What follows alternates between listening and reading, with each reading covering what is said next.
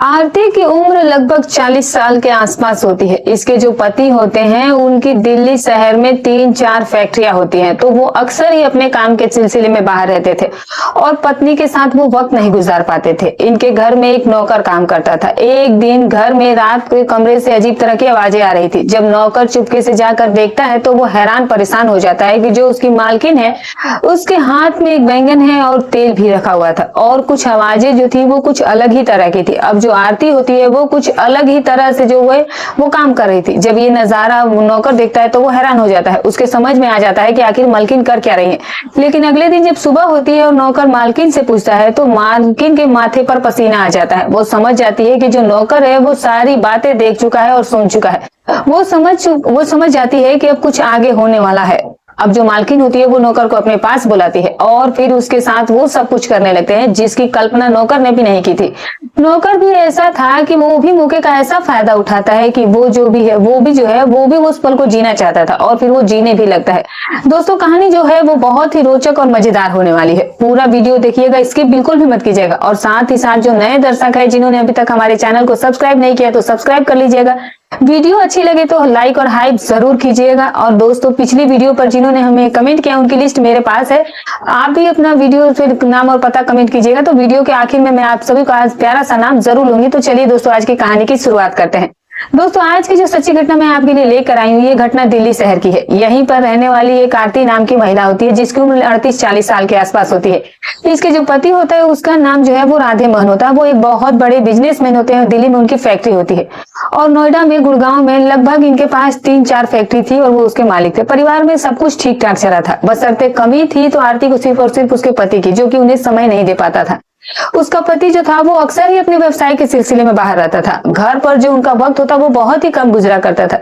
आरती भी 38-40 साल के आसपास की उम्र थी। वो भी कहीं ना कहीं जवान थी और इस जवानी में उसे कुछ ज्यादा ही अकेलापन काटने लगा था।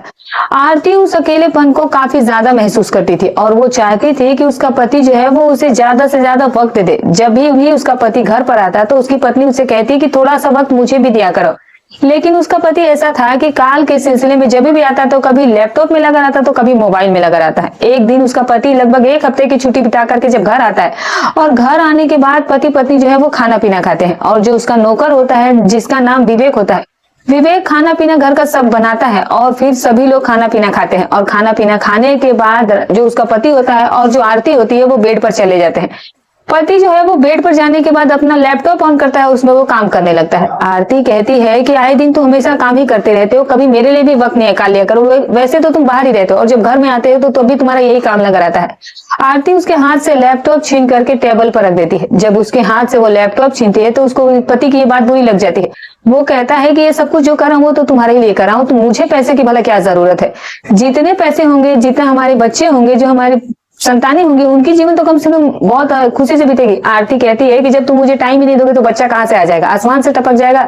कम से कम मेरे लिए थोड़ा तो वक्त निकालो। फिर राधे मोहन उसे कहता है ठीक है, 10 मिनट का समय दो, उसके बाद तुम्हारे लिए टाइम निकालता हूँ।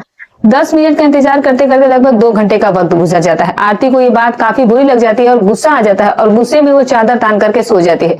अब जो उसका पति होता है वो भी काफी थका हुआ था तो वो भी सो जाता है। अगले दिन फिर पति जो है वो अपनी वही दिनचर्या, वही काम करना बाहर निकल गया। वो जब भी बाहर जाता था तो 2-4 दिन के लिए वो अक्सर ही बाहर जाता था। घर में केवल आरती और वो नौकर रहा करते थे। दोस्तों, आरती को ये अकेलापन काट खाया जा रहा था। वो चाहती थी कि उसका पति उसके साथ वक्त गुजारे, लेकिन इन सब चीजों से वंचित रह गई थी। जो आरती होती है वो इस अकेलेपन से उबरने के लिए बहुत सारे प्रयास कर रही थी। कभी मोबाइल पर वो सीरियल देखती तो कभी कुछ देखती, कभी टीवी पर जाकर के टीवी देखने लगती, लेकिन उन सब चीजों से इसका मन नहीं भरता था। एक दिन ये इंस्टाग्राम जैसे सोशल मीडिया पर कुछ देख रही थी और फिर अचानक से उसकी नजर एक ऐसी साइट पर चली जाती है जहां पर कुछ गलत वीडियोस होती हैं। वो उस वीडियो को ओपन करती है और ओपन करने के बाद वो सारी वीडियोस देखती है और फिर उसके बाद जो सारी उसकी भावनाएं होती है वो बहकने लगती है। उसे ये वीडियोस देखने में बहुत अच्छे लग रहे थे, लेकिन बस कमी थी तो उसे एक पार्टनर की। उसे लगता है कि वीडियो तो मैं जरूर देख पा रही हूँ, लेकिन मैं इन सब चीजों से मुझे होने वाला क्या है, मेरे अंदर इच्छाएं बढ़ी है, शांति तो मुझे मिलने वाली है नहीं। लेकिन वीडियो देखने में उसे बहुत प्यारी लगती थी। अब उसको जैसे आदत सी हो गई थी। उसे जब भी फुर्सत होती, फ्री होती तो वो वीडियो देखा करती थी।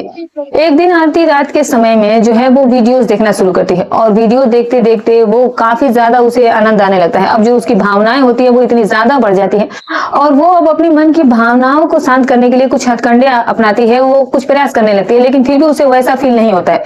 फिर उसके दिमाग में एक खुराफात सोचता है कि क्यों ना बाजार से सब्जी लेकर के आया जाए, हो सकता है कि उससे कोशिश करो। अब अगले दिन जो उसका नौकर विवेक होता है वो उसे कहती है कि विवेक तुम मार्केट जाओ और मार्केट से सब्जी लेकर के आना, और मिल जाए तो तुम बैंगन ले आना और अच्छे वाले लाना। कुल मिलाकर के वो बता देती है कि किस तरह की उसकी सब्जी चाहिए। फिर विवेक जो होता है कहता है ठीक है मालकिन, आप जैसा कहते हैं वैसा ही लेकर आऊंगा।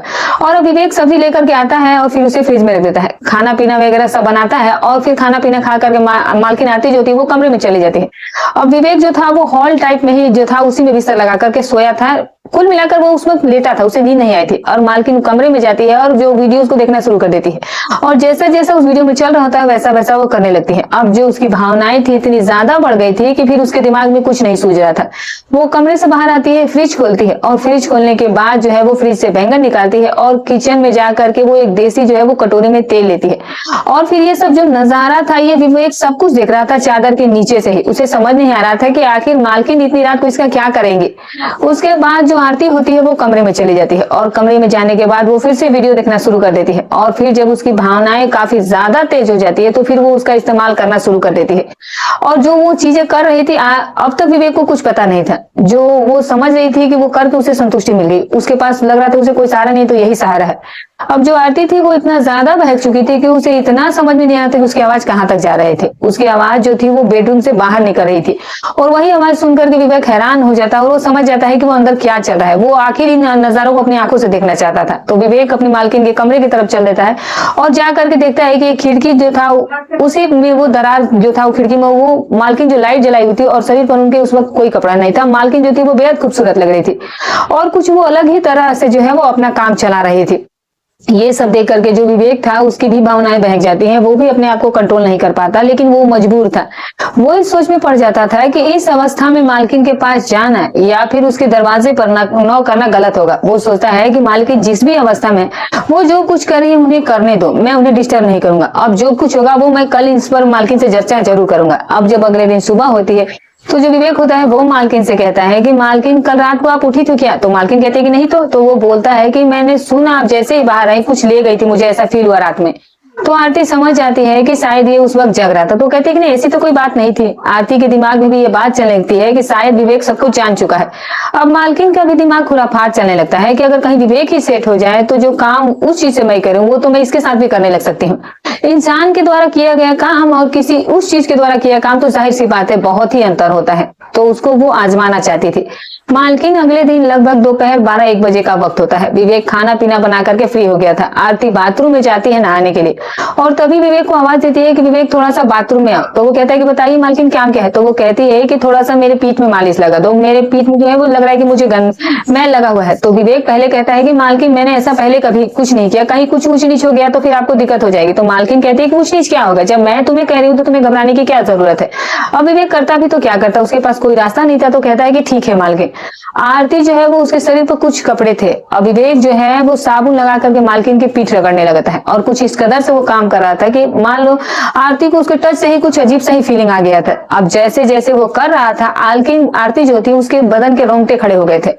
आरती की आंखें अब धीरे धीरे बंद होती जा रही थी और वो एक अजीब सी ही फीलिंग ले रही थी। ये सब देख करके विवेक को बहुत अच्छा लग रहा था। विवेक देखता है कि जो आरती है वो कुछ चंद कपड़ों में है और उसकी खूबसूरती जो है वो उसके दिल में एक अजीब सी धड़कनें बढ़ा रही थी। अब जब वो उसे इस हालत में देख रहा था तो उसको कुछ मन की बेचैनियां जो थी वो और बढ़ने लगी थी और अब विवेक भी अपने आप को रोक नहीं पा रहा था। तभी मालकिन कहती है कि हो गया? तो विवेक कहता है कि हाँ मालकिन हो गया। तो वो कहती है थोड़ा सा और लगा दो। आरती जो होती है उस दिन विवेक को हासिल करना चाहती थी। विवेक भी था, वो भी उस पल को जीना चाह रहा होता है, लेकिन दोस्तों स्थिति ऐसी बन जाती है कि मामला गड़बड़ हो जाता है। तभी दरवाजे पर कोई आकर के बेल बजा देता है। जब बेल बजाता है तो आरती थोड़ा सा डिस्टर्ब हो जाती है, कहती है कि जाकर देखो विवेक दरवाजे पर इस वक्त कौन आया है। अब जो विवेक होता है वो दरवाजा जब आकर खोलता है तो देखता है कि कोई सामान बेचने वाला आया होता है। तो वो कहता है कि भाई साहब आपको कोई सामान चाहिए? तो विवेक कहता है कि नहीं कुछ नहीं चाहिए। विवेक दरवाजा बंद कर देता है और फिर से वो मालकिन के पास जाता है। तो मालकिन पूछती है कि कौन आया था? तो वो बोला कि कोई फेरी वाला आया था काम कोई सामान बेचने। तो वो कहती है कि ऐसे टाइम पर आ गया, मतलब कि वो उसे उल्टा सीधा बोलने लगती है। इसी वक्त उसे आना था क्योंकि जो गलत टाइम पर उस फेरी वाले ने एंट्री मारी थी। तो ये बात थोड़ी आरती को बुरी लग गई थी। तब तक आरती भी नहा धोकर रेडी हो चुकी थी। वो कपड़े पहनकर बाहर आ रही थी और फिर उसके बदन पर उस वक्त मात्र तौलिया था और वो तौलिया से ही खुद को ढकी हुई थी। अब जो उसके बाल थे वो भी पुगे हुए थे। उसकी खूबसूरती वाकई में देखने लायक थी और जो विवेक था वो ये सब कुछ देख रहा था। आरती किसी तरीके से विवेक को रिझाना चाहती थी। एक दिन जो आरती होती है वो विवेक से कहती है कि विवेक तुमने कभी ड्रिंक किया है? तो विवेक कहता है कि नहीं मैडम, मैंने ड्रिंक नहीं किया और नहीं किया हूँ, नहीं करता हूँ। तो वो कहती है कि बस एक दो बार कभी मैंने दोस्तों के साथ बियर लिया था, इसके अलावा कुछ नहीं। तो वो कहती है कि लेना चाहोगे? तो वो कहता है कि नहीं, नशे में मैं कुछ ज्यादा ही उल्टा सीधा कर सकता हूँ, मुझे डर लग रहा है। तो आप मुझे फिर उल्टा सीधा खुद ही बोलने लगे। तो वो कहती है कि नहीं नहीं, मैं लेती हूँ, तुम भी चाहो तो थोड़ा सा ले सकते हो। तो वो कहता है कि ठीक है मालकिन, जैसी आपकी इच्छा। मालकिन उसे ला करके पैसे देती है और कहती है कि जाओ मेरे लिए इंग्लिश लेकर के आओ, और तुम्हें जितनी जरूरत है तुम उतनी अपनी जरूरत के हिसाब से ले आना। विवेक सोच रहा था कि आज उसका दिन बहुत अच्छा गुजरने वाला है। विवेक मार्केट जाता है और मार्केट से उसके लिए जो वो मंगाई रहती है वो लेकर के आता है, और खुद अपने लिए बियर की 2 केन लेकर के आता है। लाने के बाद अब शाम का वक्त होता है। तो मालकिन कहती है कि आज खाना पीना बहुत ज्यादा मत बनाना, कुछ चटर पटर चीज बनाओ जो तीखी हो, हम लोग नाश्ता करेंगे और साथ ही साथ एंजॉय भी करेंगे। तो वो कहता है कि ठीक है मालकिन। विवेक जो था वो जाकर के कुछ बनाता है, और बनाने के बाद लगभग 8 साढ़े 8 बजे का वक्त हो जाता है। आरती जो थी वो पहले से ही तैयार बैठी थी। फिर आरती विवेक से कहती है कि विवेक आओ, हम लोग दोनों प्रोग्राम करते हैं, पार्टी करते हैं। तो विवेक कहता है कि ठीक है मालकिन। जो कुछ विवेक बनाया रहता है वो एक प्लेट में उसे सजा करके ले आता है और फिर ला करके एक टेबल पर रख देता है। मालकिन सोफे पर बैठी हुई थी, यानी कि जो आरती होती है, आरती सोफे पर बैठी थी और विवेक जाकर के जमीन पर बैठ जाता है। तो आरती कहती है कि विवेक तुम जमीन पर क्यों बैठे हो? जब हम लोग साथ में ही काम कर रहे हैं तो बगल में बैठो, ये अच्छा नहीं लगता है। तो वो कहता है कि मालकिन मैं आपका नौकर हूँ और फिर आपके बराबर में बैठना मेरी हैसियत नहीं है। तो वो कहती है कि यहाँ पर हैसियत की बात नहीं है, अभी तुम बस ये समझो कि हम दोस्त हैं, आओ मेरे सामने आकर के बैठो। तो विवेक जो है वो डरते हुए एक साइड में आकर के चुपके से दबे पांव बैठ जाता है। अब जो आरती होती है वो पैग बनाती है और विवेक के लिए भी जो बियर था वो भी उसके लिए बनाती है, और दोनों फिर एक एक पैग लगाते हैं। आरती फिर विवेक से कुछ बातें करने लगती है। आरती विवेक से कहती है कि विवेक तुम्हारी शादी हुई है? तो विवेक कहता है कि नहीं मेरी शादी नहीं हुई है, मेरी शादी तय हुई है, लगभग 3-4 महीने के बाद होने वाली है, अभी उसमें थोड़ा सा वक्त है, अब गांव जाऊंगा तो शादी करूंगा। तो कहते हैं कि शादी से पहले तुमने कभी किसी के साथ कुछ किया है? तो वो कहता है कि नहीं, मैंने अपनी जिंदगी में कभी पहले मेरी कोई लड़की आई भी नहीं थी और मैंने किया भी नहीं है, क्योंकि मैं ठहरा गरीब परिवार से, और जो मेरे पिताजी हैं वो बहुत सीधे स्वभाव के हैं, उन्होंने ऐसा कोई गलत काम भी नहीं किया और मैंने भी नहीं किया। मैं नहीं चाहता कि मेरे पिताजी के मान मर्यादा को ठेस पहुंचे। तो आरती जो है उसके सर पर ठुमका मारती हुई कहती है कि तुम तो ठहरे बुद्धू, जब तुम्हें किसी चीज का अनुभव ही नहीं तो तुम बीवी के साथ कैसे करोगे? जब तुम्हारी बीवी आएगी, अगर तुम उसे खुश नहीं कर पाओगे तो तुम्हारी बीवी जो है वो तुमसे खुश नहीं रहेगी, तो फिर वो इधर उधर भटकने लगेगी। विवेक के दिमाग में ये बात बैठ जाती, कहता है कि हाँ मालकिन आप बिल्कुल सही कह रहे हैं, लेकिन ऐसा होने नहीं दूंगा। जो भी मेरे पास जितना भी मुझे पता है वो सब कुछ मैं लगा दूंगा ताकि वो खुश रहे, उसे उधर उधर नहीं जाने दूंगा। तो वो कहती है कि तुम्हारी शादी होने वाली है तो तुम कुछ सीखना चाहोगे? तो विवेक कहता है कि बेटा वो कैसे सीखा जाता है, कौन सिखाएगा वो? तो वो कहती है कि अगर तुम सीखना चाहोगे तो मैं तुम्हें सिखाऊंगी। तो वो कहता है कि ठीक है मैडम, अगर ऐसी बात है तो आप सिखा दीजिए, जिससे कि जो मेरा वैवाहिक जीवन है वो अच्छे से कटे, कोई दिक्कत ना हो। तो वो कहती है कि ठीक है। अब दोनों जो है वो साथ में पैग के पैग मारे जा रहे थे। आरती के माथे पर पसीना आ रहा था, उसके हल्का हल्का नशा होने लगा था। अब जो विवेक था वो अपनी एक बोतल खाली कर चुका था, एक कैन खाली कर चुका था। अब विवेक को भी हल्का हल्का सुरूर चढ़ने लगा था। अब जो आरती होती है वो कहती है कि तुम एक काम करो कि जाकर के पहले दरवाजा बंद करो। जो विवेक होता है पहले जाता है मेन गेट बंद करता है और वहां पर ताला लगा कर आता है, और फिर उसके बाद वापस कमरे में आकर के सब कमरे का दरवाजा और खिड़की बंद करके वहीं पर बैठ जाता है। फिर बैठने के बाद जो आरती होती है वो कहती है कि काम करो कि यहाँ पर कुछ नहीं होगा। सामने एक बिस्तर पड़ा होता है और वो बिस्तर की तरफ इशारा करती है और कहती है कि वहां पर चलो, और मैं दुल्हन बन रही हूँ, तुम दुल्हा समझ करके मैं तुम्हें बताती हूँ कि तुम्हें कैसे क्या करना है। जो आरती होती है वो साड़ी पहनती है और साड़ी पहनने के बाद एक लंबा घूंघट बनाती है, और घूंघट बनाने के बाद जो है वो बिल्कुल ही दुल्हन की तरह सज धज करके बीचों बीच बेड पर बैठ जाती है। और फिर बैठने के बाद कहती है काम करो कि तुम आकर के मेरे पास बैठो। विवेक जा करके बैठ जाता है। फिर आरती कहती है कि ऐसे ही बैठे रहोगे या कुछ बातें भी करोगे? तो जो विवेक होता है उसके समझ में नहीं आ रहा था कि बातें करूं तो क्या करूं, वो बस चुपचाप बैठा हुआ था। वो कह रहा है कि मुझे समझ में नहीं आ रहा कि मैं क्या बोलूं। तो वो कहती है कि कुछ नहीं, जो अपनी निजी जीवन के बारे में बात करो जो तुम्हें पता हो, या फिर तुम्हें ऐसा लगे कि मैं तुम्हारी पत्नी हूं तो तुम अपनी पत्नी समझ करके मुझसे कुछ दिल की बात करो। तो विवेक हाल चाल पूछता है, सारी बातें पूछने लगता है। ये बात उसे थोड़ा अटपटी भी लगती है। तो वो कहती है कि ऐसी कोई बात करो जो कि मेरे मन को अच्छी लगे और मुझे रोमांटिक करे। तो विवेक को समझ में नहीं आता है कि वो उसे कैसे रोमांटिक करे। तो वो कहता ही है कि तुम्हारे बस के नहीं है, मैं तुम्हें बताती हूँ कि कैसे करना है। आरती विवेक को जो है वो उसके गाले पर एक उंगली फेरती है और फिर उसके आप समझ सकते हैं दोस्तों कि वो उसे छेड़ना शुरू कर देती है। अब जब छेड़ने लगती है तो जो विवेक होता है उसके शरीर के जो रोंगटे होते हैं वो धीरे धीरे करके जो है वो खड़े होने लगे थे, और अब उसके अंदर भी जो है वो बेचैनी सी महसूस होने लगी थी, जो है उत्सुकता जो है उसके अंदर बढ़ रही थी। अब आरती कहती है कि तुम्हें कुछ महसूस हो रहा है? तो विवेक कहता है कि हाँ मैडम कुछ कुछ महसूस हो रहा है। अब जो शरीर की हलचलें हैं वो बढ़ रही हैं। तो वो कहती है कि अभी रुको, अभी तो इतनी ज्यादा तुम्हारे अंदर हलचल बढ़ जाएगी जितना तुम सोच भी नहीं सकते हो। जैसे जैसे आरती जो है वो विवेक को छू रही थी, स्पर्श कर रही थी, तब विवेक की जो भावनाएं थी वो काफी बढ़ती जा रही थी। विवेक न चाहते हुए भी खुद को कंट्रोल नहीं कर पा रहा था। आरती बीच बीच में पूछ रही थी कि कुछ हो रहा है विवेक? तो वो कहता है कि बहुत कुछ हो रहा है।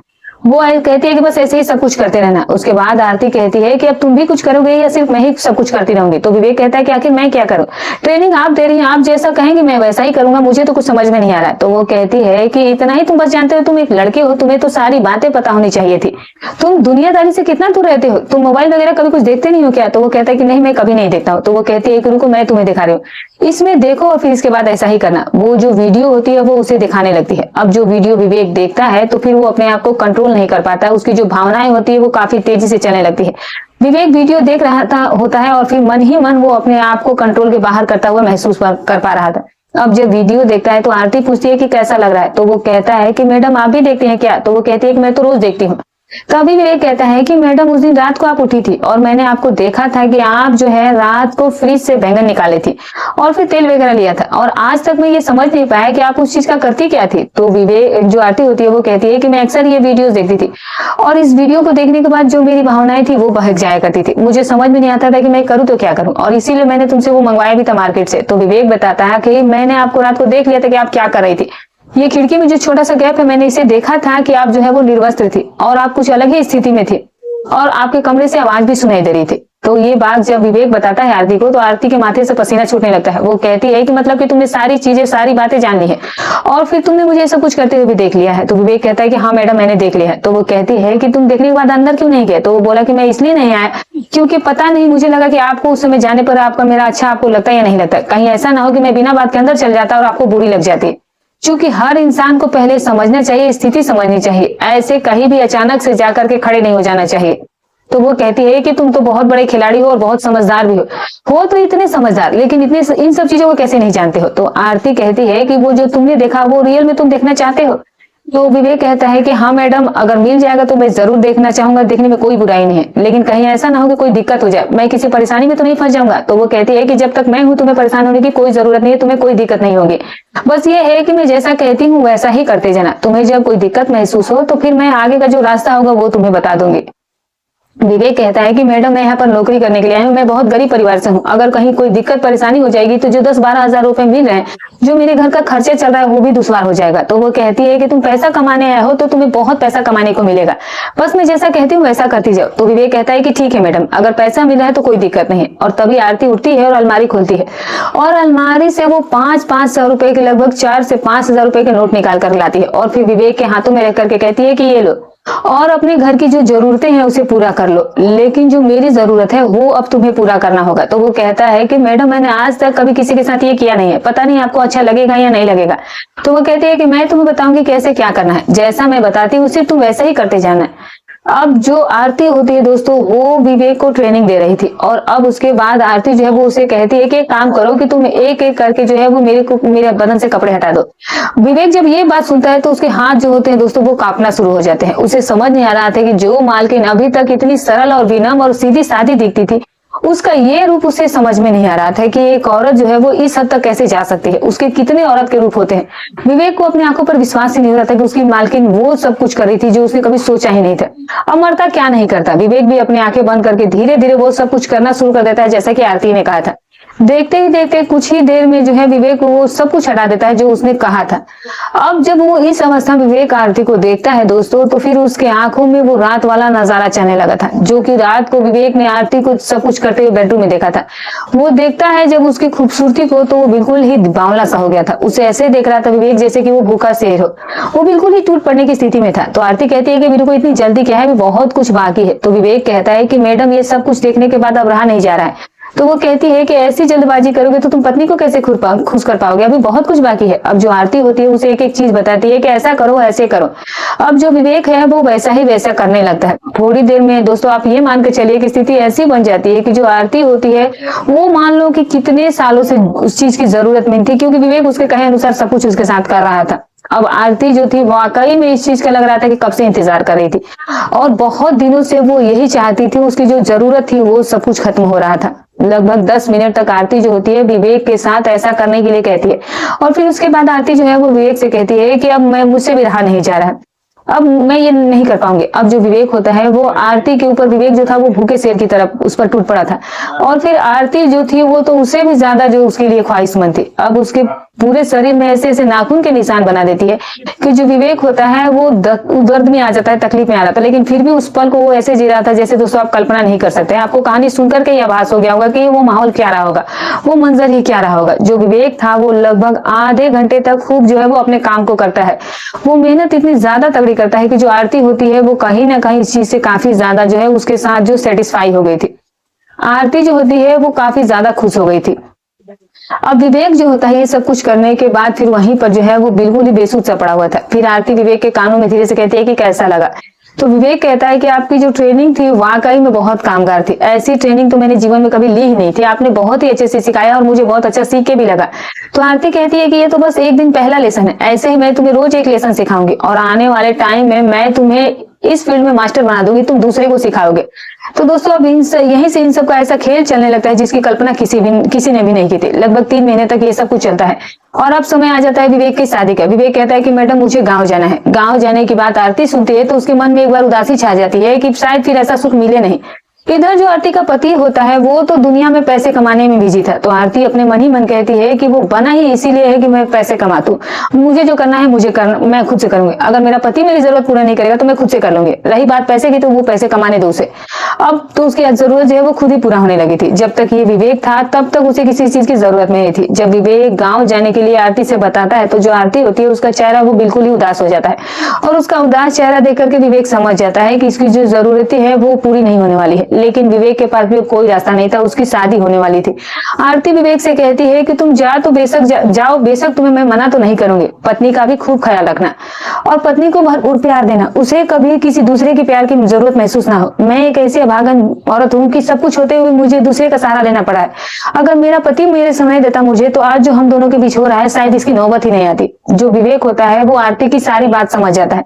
आरती भी बेबस थी, लाचार थी। जरूरतें इंसान को जो है वो अक्सर ही अंधा कर देती है और कुछ ऐसा ही आरती के साथ हुआ था। अब जो विवेक होता है जैसे ही अपने घर के लिए निकलने वाला होता है तो आरती एक बार फिर से उसे जोर से पकड़कर रोने लगती है। कहती है कि विवेक तुमने मुझे वो सब कुछ दिया है जो मेरे पति ने आज तक मुझे नहीं दिया। मैं चाहती हूँ कि तुम जाओ और पत्नी को भी खुश रखना और घर परिवार को भी खुश रखना, लेकिन जाने से पहले मैं तुमसे एक बात कहना चाहती हूँ कि तुम्हारे लिए मेरे घर के दरवाजे हमेशा खुले हैं। मेरे यहाँ वापस लौटकर जरूर आना, मैं तुम्हें बहुत सारे पैसे दूंगी, तुम्हें पैसे की कोई दिक्कत नहीं होगी। और तभी आरती जो होती है वो एक बंद लिफाफा विवेक को देती है और कहती है कि इसको यहाँ पर मत खोलना, घर जाकर के खोलना, ये कुछ शगुन है तुम्हारी बीवी के लिए मेरी तरफ से, और ये जो है तुम ही खोलना, अपनी बीवी को मत देना। अगर तुम्हें किसी तरह की और कोई जरूरत हो रुपए पैसे की तो मुझे एक बार फोन कर देना, मैं तुम्हारे चाहे तो मैं अकाउंट में डाल दूंगी या फिर जैसा भी तुम्हें सही लगे मैं तुम्हें पैसे भेज दिया करूंगी। तो विवेक कहता है कि ठीक है मालकिन। दोस्तों जो विवेक होता है वो मालकिन के घर से निकल लेता है और फिर अपने घर की तरफ निकल लेता है। घर अपने पहुंच जाता है और घर आने के बाद विवेक जो होता है, जो लिफाफा उसके हाथ में रहता है, वो उसे बहुत ज्यादा उत्सुकता हो रही थी उसे खोलने के लिए। वो सोचता है कि घर में खोलूं या रास्ते में खोलूं, और यही सोचते सोचते वो घर पहुंच जाता है। रात का वक्त होता है। रात के वक्त जब वो अपने बिस्तर पर रहता है और जब वो विवेक उस लिफाफे को खोलता है और खोलने के बाद दंग रह जाता है, क्योंकि उस लिफाफे में लगभग 1.5 से 2 लाख रुपए थे। 500 रुपए की लगभग 3-4 गड्डियां थी उसमें। विवेक इतना रुपया देखता है तो हैरान हो जाता है। विवेक के दिल में जो आरती होती है उसके लिए इतना ज्यादा प्यार उमड़ जाता है कि विवेक की आंखों में आंसू आ जाता है। उसे लगता है कि मैंने इतनी निश्चल महिला कहीं नहीं देखी। शायद जो आरती ने किया अपनी जरूरत पूरा करने के लिए, लेकिन दिल की वो बहुत ही अच्छी महिला है। जो विवेक होता है उसके जो गले होते हैं ये सब कुछ सोचते सोचते भर आता है। अब विवेक की शादी हो जाती है, दुल्हन आ जाती है। विवेक तो पहले से ही ट्रेनिंग ले चुका था। अब यहीं से दोस्तों विवेक जो है वो अपनी नई जिंदगी की शुरुआत कर देता है। वो पहले सोचता है कि इतने पैसे मिल गए हैं तो बाहर नहीं जाऊंगा, मैं जहां से निकल कर आ गई हूँ वापस लौटने की मुझे वहां जरूरत नहीं है। लेकिन जो आरती थी वो अक्सर ही विवेक को फोन करके हाल चाल लेती थी, उसके सुख दुख पूछती थी। ऐसा लगता था जैसे कि आरती कोई विवेक की दूसरी पत्नी थी। अब यहीं से जो विवेक होता है वो सोचता है कि दिल्ली ना जा करके अपने घर पर ही रहूं, कहीं ऐसा ना हो कि ये बात पत्नी को पता चल जाए तो फिर इससे मेरी वैवाहिक जीवन परेशानी में आ जाएगा। अभी शादी नहीं हुई है तो मैं नहीं चाहता हूँ कि मेरी शादी में भी कोई परेशानी आए। विवेक जो है वो अपना मूड बदल लेता है और दिल्ली जाने के लिए अपना मन बदल लेता है और प्रोग्राम कैंसिल कर देता है और जो अपना फोन होता है वो बंद कर लेता है। जो फोन बंद कर लेता है तो आरती उसे बहुत फोन करने का प्रयास कर रही थी, लेकिन उसका फोन लगातार बंद आ रहा था। आरती परेशान हो जाती है। अब जो उसकी यादें थी विवेक के लिए परेशान किया करती थी, क्योंकि इस वक्त जो आरती होती है वो अब घर में अकेली पड़ गई थी। अब उसका पति भी अपने काम में ही व्यस्त रहता था, उसे दुनियादारी से कोई मतलब ही नहीं था। आरती को बार बार यही लगता था कि काश विवेक से एक बार बात हो जाए। वो उसके लिए काफी ज्यादा परेशान हो गई थी। कभी कभी तो ऐसा वक्त आता था कि वो जोर जोर से दाढ़ी मार करके रोया भी करती थी। ऐसा कई बार होता था कि वो अकेले में बैठ करके विवेक को याद करके रोया करती थी। विवेक जो था उसने भी कुछ ऐसा किया कि वो भी पत्थर दिल बन गया था और उसे वो भूलने का ही काम कर रहा था। लेकिन दोस्तों कहते हैं कि वक्त होता है वो ऐसा मोड़ लेता है कि कुछ अलग ही हो जाता है। विवेक जो है वो जिस काम के लिए पैसे का इस्तेमाल कर रहा था और फिर वो जो है उसके पैसे दूसरे काम में लग जाते हैं और फिर वो गरीब हो जाता है। मतलब उसके पास अब काम धाम और पैसा कुछ नहीं रह गया था। एक दिन जब वो फोन को ऑन करता है तो उसके फोन पर इतने कॉल और मैसेज आए होते हैं कि वो हैरान हो जाता है। जैसे ही उसका फोन ऑन होता है तो वैसे ही आरती को भी उधर से नोटिफिकेशन मिल जाता है। आरती का तुरंत फोन आता है और विवेक आरती को फोन उठाता है। आरती जो होती है वो विवेक की आवाजें सुन करके रोने लगती है और कहती है कि विवेक तुम इतना पत्थर दिल हो गए, तुमने फोन तक बंद कर लिया, एक बार भी तुम्हें मेरी याद नहीं आई। तो विवेक कहता है कि याद तो बहुत आ रही थी, अब उसके पास तो कोई बहाना था नहीं तो वो क्या बताता। वो कहता है कि जो मेरा फोन था वो खराब हो गया था, मैंने आपका नंबर सेव करके रखा था, मुझे याद नहीं था कि मैं आपको फोन कर सकता। जब मैंने दूसरा फोन लिया और जैसे ये सिम लगाया आपका तो फिर मैंने तुरंत आपको ही फोन लगाने वाला था कि आपका फोन आ गया। तो विवेक से कहती है कि अब तुम्हारा आगे का प्लान क्या है, तुम्हारी पत्नी कैसी है, घर परिवार में सब कैसे है। तो वो कहता है कि सब ठीक है, पत्नी मायके जाने वाली है, मायके जाएगी तो 1-2 महीने के लिए आएगी, तो फिर से मैं आपके ही पास आ रहा हूँ। जब अपने पास आने की बात सुनती है तो दोस्तों आरती के चेहरे फिर से खिल जाएंगे। तो पूछती है कि कब आ रहे हो। तो वो कहती है कि तुम एक काम करो, तुम मुझे अपना अकाउंट नंबर भेजो, मैं तुम्हें पैसे भेजू, तुम फटाफट आ जाओ। तो विवेक कहता है कि 2 दिन का वक्त लगेगा, पत्नी मायके चली जाएगी तब मैं आऊंगा। अब जो आरती होती है उसे पैसे भेज देती है। 2 दिन के बाद उसकी जो पत्नी विवेक की होती है वो मायके चली जाती है और विवेक अपना बैग उठाता है और फिर से उसी दुनिया में चला जाता है। और यहीं से सब कुछ इन दोनों के बीच फिर से ये सब कुछ चलने लगा था। दोस्तों अभी इसका एक और पार्ट बाकी है, दूसरा पार्ट भी आपको जल्दी सुनने को मिलेगा। वीडियो कैसी लगी कमेंट करके जरूर बताइएगा। वीडियो अच्छी लगी हो तो चैनल को सब्सक्राइब कर लीजिएगा। और दोस्तों आप वीडियो के बारे में क्या राय रखते हैं, क्या आरती ने जो किया था वो सही किया था, आप इस बात पर क्या राय रखते हैं कमेंट करके जरूर बताइएगा। तो चलिए दोस्तों अब उन दोस्तों के नाम लिए देते हैं जिन्होंने हमारे पिछली बहुत सारी वीडियोस पर कमेंट किया है। आपके इसके लिए मैं आपसे क्षमा मांगती हूँ दोस्तों कि मैं पिछली वीडियोस में आप सभी का नाम नहीं ले पाती हूँ, लेकिन हाँ मैं आप सभी के कमेंट्स जरूर देखती हूँ और उन्हें बाद में आने वाली वीडियो में सभी लोगों के नाम जरूर लूंगी। तो आप ये ना सोचे कि आपने कमेंट किया और आपका नाम नहीं लिया गया, बेशक लिया जाएगा दोस्तों। ऐसे ही आप हमें सपोर्ट करते रहिए, कमेंट करते रहिए, आने वाली वीडियोस में आप सभी के नाम जरूर लिए जाएंगे। तो चलिए दोस्तों अब उनके नाम लिए देते हैं जिन्होंने हमारे वीडियोस पर कमेंट किया है। तो सबसे पहला नाम है चनन राम जी के गुड़गांव से, जो हमारी वीडियोस पर लगातार हमेशा ही कमेंट करते हैं।